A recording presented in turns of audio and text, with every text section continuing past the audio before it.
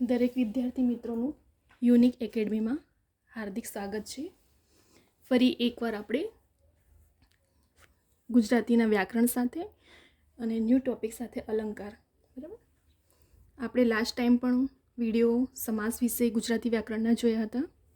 મેં તમને last time પણ વિડીયોમાં કીધું હતું કે આપણે ઘણા બધા એવા ટોપિકો બનાવશું કે જે આપણા સિલેબસમાં છે ગવર્મેન્ટ એક્ઝામના, પછી ક્લાસ 1 હોય, ક્લાસ 2 હોય કે ક્લાસ 3 હોય, બરાબર. આપણું ગુજરાતી વ્યાકરણ તો દરેક એક્ઝામમાં આપણો સિલેબસમાં જ છે અને એવરેજ છે માર્ક્સનો, તો આપણે એક પણ માર્ક્સ સ્કીપ નથી કરવાનું. અને શોર્ટમાં હું તમને આ કેવી રીતે સમાસના તમે 1 મિનિટમાં ઓળખી શકો, અલંકારને કેવી રીતે ઝડપી રીતે ઓળખી શકો, બરાબર. આપણે કશું મોડે નથી કરવાનું. ઘણા બધા સ્ટુડન્ટ હોય છે કે જે બધું મોડે કરવા બેસે છે, એમને સમજ જ નથી હોતી, બરાબર. ખાલી આપણે એના રૂલ્સ અને નિયમ સમજવાનું છે, બસ એટલું જ યાદ રાખવાનું છે અને એના પરથી તમે અલંકારને સરળ રીતે સમજી શકો છો, બરાબર. હવે હું તમને 1-2 સ્ટેપ બાય સ્ટેપ સમજાવીશ. અલંકારના પણ સમાસના આપણે બધા પ્રકાર જોયા, હવે આપણે અલંકારના પ્રકાર જોઈશું, બરાબર. આપણે 9th-10thમાં પણ અલંકારના ટોપિક વિશે ભણ્યા છે, પરંતુ જેમ આપણે ગવર્મેન્ટ એક્ઝામની પ્રિપરેશન કરીએ છીએ ત્યારે તેમાં નવું એડ થાય છે, બરાબર.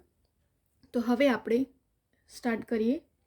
વર્ણાનુપ્રાસ કે વણસગાઈ અલંકાર, બરાબર. હવે વર્ણાનુપ્રાસ કે વણસગાઈ અલંકાર કોને કહેવામાં આવે?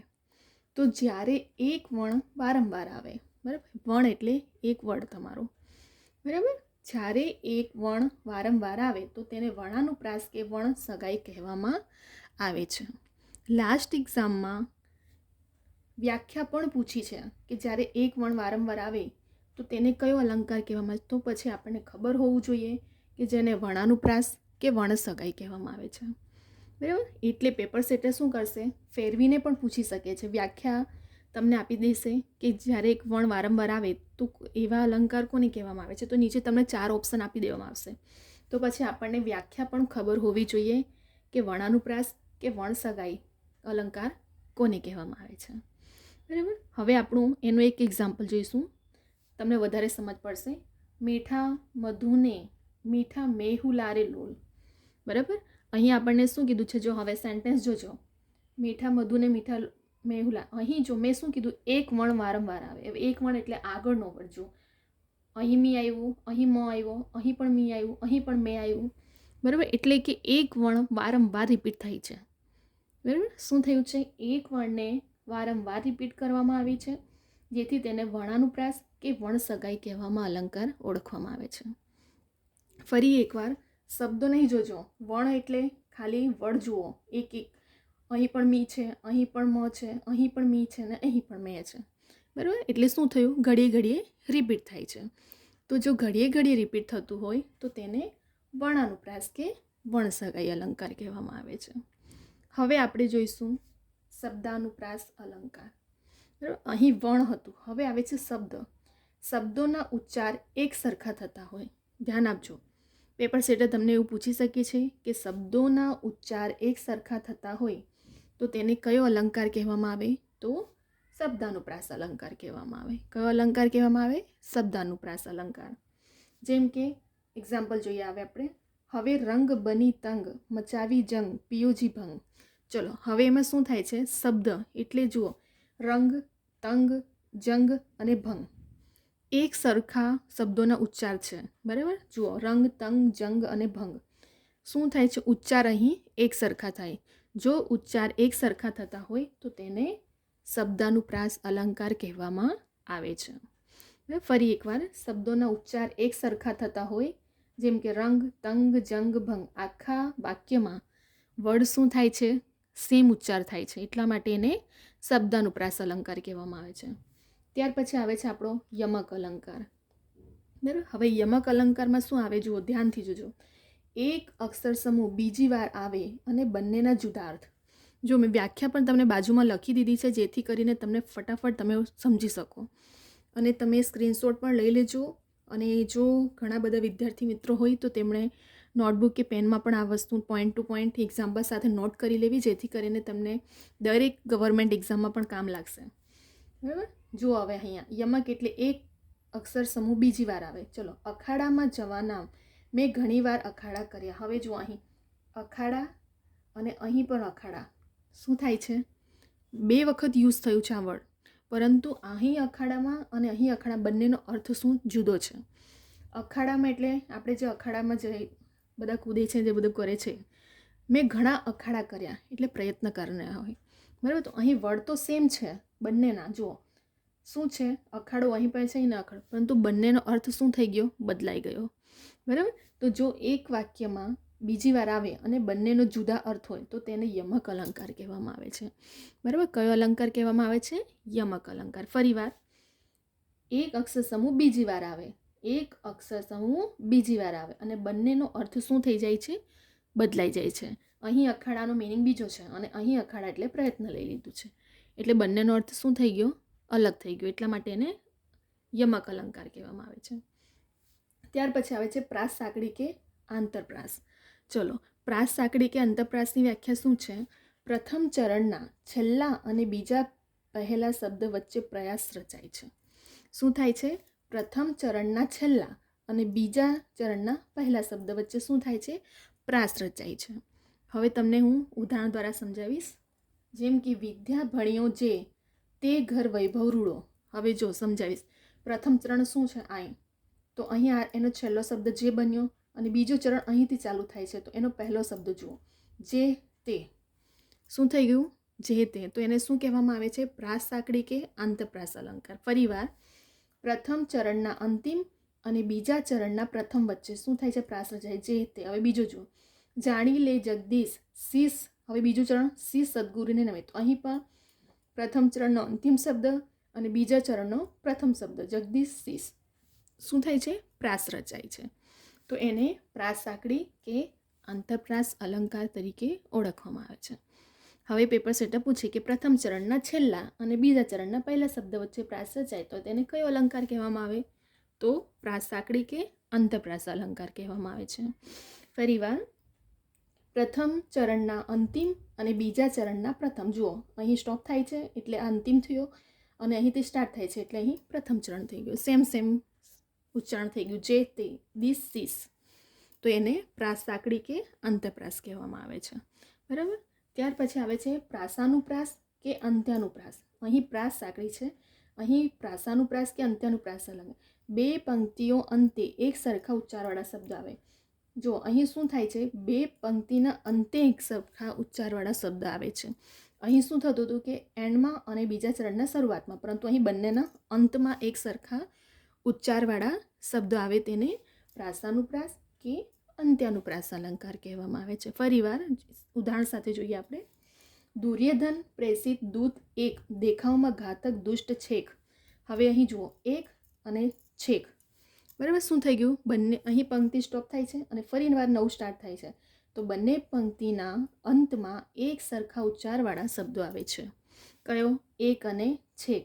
તો તેને શું કહેવામાં આવે છે? પ્રાસાનુપ્રાસ કે અંત્યાનુપ્રાસ અલંકાર. કેમ કે અહીં શું કીધું છે કે બંને પંક્તિના અંતે, તો અહીં એક પંક્તિ સ્ટોપ થાય છે એક, અને દેખાવમાં ઘાતક દુષ્ટ છેક. તો એક અને છેક શું થાય છે? અંતમાં આવે છે એક સરખા ઉચ્ચારવાળા, તો તેને પ્રાસાનુપ્રાસ કે અંત્યાનુપ્રાસ અલંકાર કહેવામાં આવે છે. બીજું એક્ઝામ્પલ જોઈએ. જેની જસોદા માવલડી ચરાવે ગોકુળ ગાવરડી. જો અહીં સ્ટોપ થાય છે, જેની જસોદા માવલડી, અહીં ફૂલ સ્ટોપ છે. તો માવલડી ચરાવે ગોકુળ ગાવરડી, તો ગાવરડી શું થઈ ગયું? અહીં ફૂલ સ્ટોપ કરીને બંને પંક્તિના અંતમાં એક સરખા ઉચ્ચારવાળા શબ્દો આવે, તો તેને પ્રાસાનુપ્રાસ કે અંત્ય, અહીંયા લખ્યું છે અંત એટલે એન્ડનું, તો પ્રાસાનુપ્રાસ કે અંત્યાનુપ્રાસ અલંકાર કહેવામાં આવે છે, બરાબર. ત્યાર પછી આવે છે આપણું ઉપમા અલંકાર. કયો અલંકાર? ઉપમા અલંકાર. હવે જુઓ, જ્યારે ઉપમેયને ઉપમાન સાથે સરખામણી કરવામાં આવે, અહીં શું છે? માઇન્ડમાં ખાલી એક જ વસ્તુ રાખવાની છે કે આપણે સરખામણી કરવામાં આવી હોય તો તેને ઉપમા.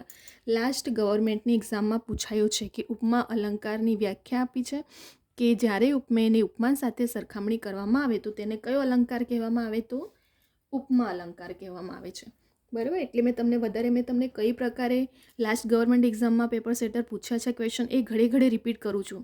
કેમ કે જે ન્યૂ સ્ટુડન્ટ હોય છે એમને નથી નોલેજ હોતું, તો એમને પ્રિપરેશન કરતા ફાવે અને આ વિડીયોમાં તમને દરેક માહિતી પણ મળે લાસ્ટ યરના પેપર રિલેટેડ, અને જે હમણાં કોમ્પિટિશન ટફ છે તો પેપર સેટરનું માઇન્ડસેટ કેવી રીતે કોમ્પિટિશનને ટફ કરવા માટે કરી શકે છે, આપણે એ પ્રમાણે પ્રિપરેશન કરવાની છે.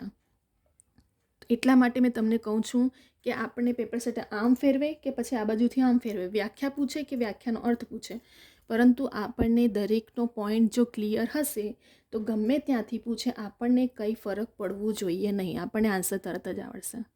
બરાબર. પરંતુ ક્યારે? જ્યારે તમે આ બધું પોઈન્ટ ટુ પોઈન્ટ અને એક એક ઉદાહરણ સાથે સમજ્યા હશો ત્યારે. અને એટલા જ માટે મેં એની વ્યાખ્યા પણ લખી છે શોર્ટમાં, તમે સમજ પડી જાય એટલે, અને એના એક્ઝામ્પલ પણ લખ્યા છે કે જેથી કરીને તરત જ તમે ઓળખી શકો છો. હવે જે રીતે મેં તમને કીધું ઉપમા અલંકાર, તો જ્યારે ઉપમેયની ઉપમાન સાથે સરખામણી કરવામાં આવે તો તેને ઉપમા અલંકાર કહેવામાં આવે છે.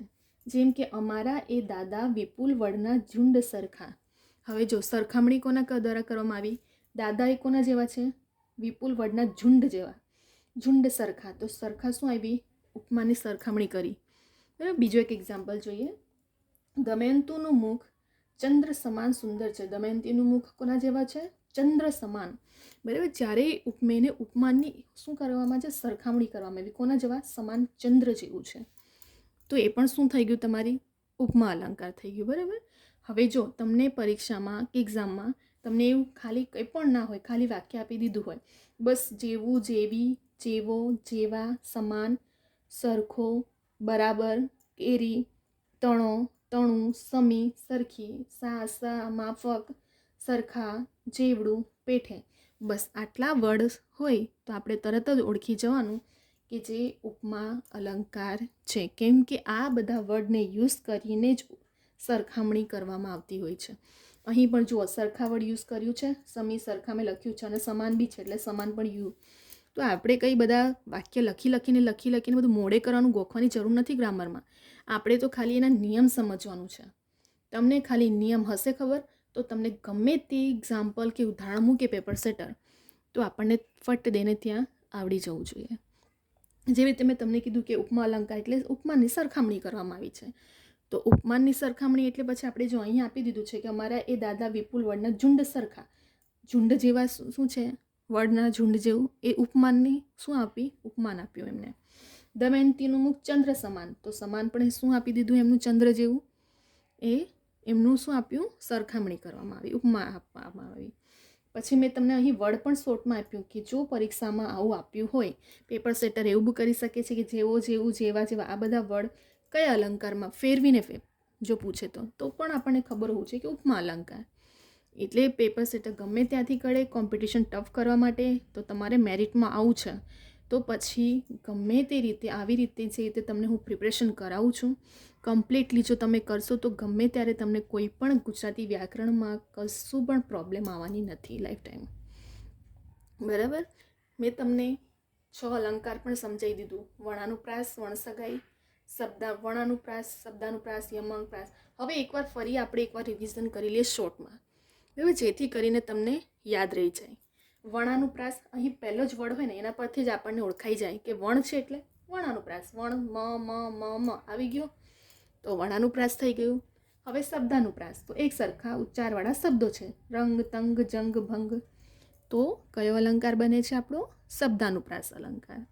હવે યમક, તો શું યમકમાં શું થાય કે એક અક્ષર સમૂહ 2 વાર આવે પણ બંનેના જુદા જુદા અર્થ આવે છે. જેમ કે અખાડામાં જવાના ઘણા આવે, તો અહીં અખાડાનો મિનિંગ જુદો હતો અને અહીં અખાડાનો અર્થ જુદો છે. તો તેને શું કયો અલંકાર કહેવામાં આવે છે? યમક અલંકાર. પ્રાસ સાંકડી કે અંતપ્રાસ, તો જુઓ, પહેલા ચરણના અંતમાં અને બીજા ચરણના પ્રથમમાં જે તે ધીસ, સીસ, તો કયો બની જાય છે? પ્રાસ સાંકડી કે અંતપ્રાસ. હવે પ્રાસાનુપ્રાસ કે અંત્યાનુપ્રાસ, તો આમાં શું થાય છે કે પ્રથમ 2 પંક્તિઓ અંતે એક સરખા ઉચ્ચારવાળા શબ્દો, જો અંત એક સરખે છે, દુર્યોધન પેસી દૂત એક છેક, માવલડી ગાવલડી અંતમાં, તો એને પ્રાસાનુપ્રાસ કે અંત્યાનુપ્રાસ અલંકાર કહેવામાં આવે. ઉપમા એટલે ઉપમેયને ઉપમાન સાથે સરખામણી કરવામાં આવી. તો એમને અહીં મેં ઓળખવા માટે શોર્ટમાં બધું લખી દીધું છે કે બસ સેન્ટેન્સ આટલા વાક્ય હોય એટલે તમારે તરત જ ઓળખી જવાનું કે કયો અલંકાર છે? ઉપમા અલંકાર છે. બરાબર. તમને બીજું કશું પણ વાંચવાની ઘણી બધી બુકો નીકળતી હોય, આપણે કશું નથી, આપણે ઓથેન્ટિક બુક ગવર્મેન્ટની આપણે 9મા 10મા બધું ગ્રામર કમ્પ્લીટ કરેલું હોય અને તમને મેં શોર્ટમાં આખું ડીપમાં સમજાવી પણ દઉં છું અહીં, કે જેથી કરીને આપણે કશું એક્સ્ટ્રા મટીરિયલ ભેગા કરવાની જરૂર જ નથી. તમે ખાલી આટલો સ્ક્રીનશોટ લઈને અને આ એક નોટબુકમાં પોઈન્ટ ટુ પોઈન્ટ નોટ કરી લો. બસ તમને ગમે ત્યાંથી વ્યાકરણના બધું તો તમે તરત જ નિયમ ખબર હશે તો ઓળખી શકો છો. બરાબર, અહીં આપણું અલંકાર કમ્પ્લીટ થાય છે. હવે આપણે બીજા પણ ઘણા બધા પ્રકારો છે અલંકારના, એ આપણે નેક્સ્ટ વિડીયોમાં જોઈશું. જો વિદ્યાર્થી મિત્રો તમને આ વિડીયો ગમે તો લાઈક, શેર, સબસ્ક્રાઈબ કરો. બીજા બધા વિદ્યાર્થી મિત્રોને પણ શેર કરો. બરાબર, જેથી કરીને દરેક વિદ્યાર્થી સુધી આ વિડીયો પહોંચે અને દરેક વિદ્યાર્થી સુધી આનો લાભ પણ મેળવી શકે. બરાબર, હેલ્પ આપણે કરવી આપણી ફરજ છે. બરાબર, કેમ કે જેટલા સુધી પૂછશે દરેક પાસે મટીરિયલ એફર્ટ નથી કરતા કે નથી કલેક્ટ કરી શકવાના. તો આપણી પાસે વિડીયો હશે અને આપણે સ્ક્રીનશોટ લઈને પ્રિપરેશન કરી હશે તો એક્ઝામમાં પણ કામ લાગશે અને તમે બીજા બધા સ્ટુડન્ટને પણ શેર કરશો, એમને પણ કામ આવશે. બરાબર, અહીં આપણે વિડીયોને સ્ટોપ કરીએ છીએ. હવે આપણે નેક્સ્ટ વિડીયો લઈને આવશું બીજા બધા અલંકારના પ્રકાર સાથે.